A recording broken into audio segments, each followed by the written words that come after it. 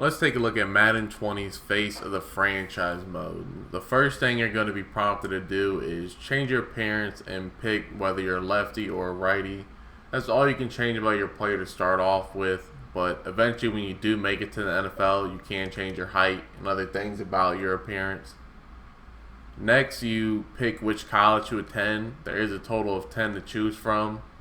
After this, we forward to the college playoffs 4 years later, where we learned that when you committed to your school, so did another quarterback that was also ranked #1 in high school, and he'll be the starter. So instead of transferring, which every single 5-star quarterback in the world would do if another freshman is a starter at their school, you stay as a backup for 4 years, not playing a single game until your last year, where we play the last 2 games of college.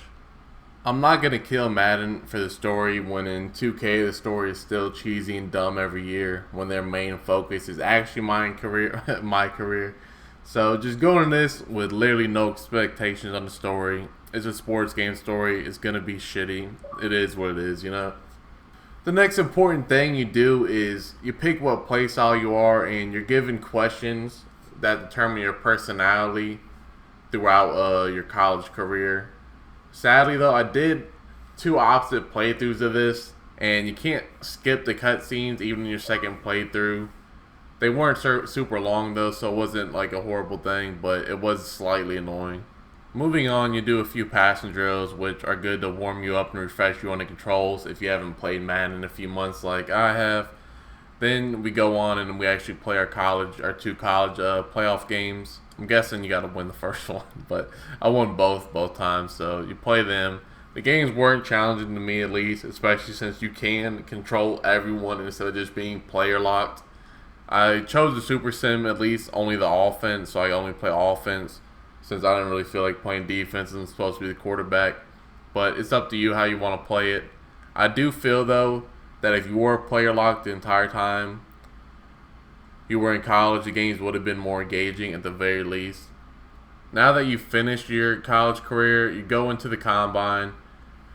You only do 24 total passing drills, which I did like, though. Like I said before, they were good refresher. They were more challenging than the first passing drills you do. And maybe at least since it was my first time playing Madden in a while, it was slightly challenging to me on my first try. The main thing, though, that I did have a problem with about the combine is that you only did passing drills. It would have been cool if you did like the 40 and all the other drills, and depending on how you did on those drills would reflect what ratings you start out with. But that's too much to ask for, I guess. So moving on then. Before the combine drills, though, is my favorite part of the career mode, which are the team interviews. They showed some fun with giving you some crazy questions that you hear actual players talking about in real life.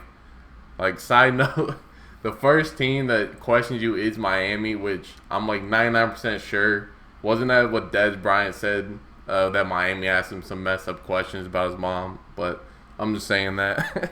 After you finish the combine, you head to the draft. The first time I played, I was drafted in the first round by the Raiders.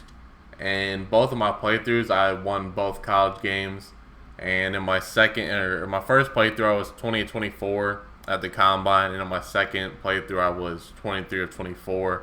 And in both playthroughs, I tried answering every single question the exact opposite to see if the effects where I was drafted was different. And in my second playthrough, I ended up being drafted by Miami instead of Oakland. So I don't know. I don't think your draft status has to do with anything you do in your college games, since I mainly sim my second playthrough in college, except for like the last drive of both games. But mainly it's affected. I think mainly it's affected by the combine, and maybe slightly on how you answer questions and what type of like archetype you start out as. Going into the NFL, the cheesy cutscenes that are worse than All-American and Friday Night Lights are gone. So it's just you playing through your career. You're also player locked, which is good since it is a my player career, not a franchise mode. And you are also able to edit your player's height, throw in motion, and appearance now.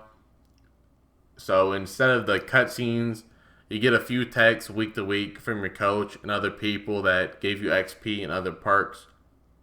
In the preseason, I started out as a starter both times, so I'm not 100% sure if you always get the starting job at the start or if it depends on where you're drafted. Overall, I liked how they handled the preseason way more than they did college. It makes you feel like you're in an actual battle for the starting job as you're given more snaps on a week-to-week basis to solidify your starting job.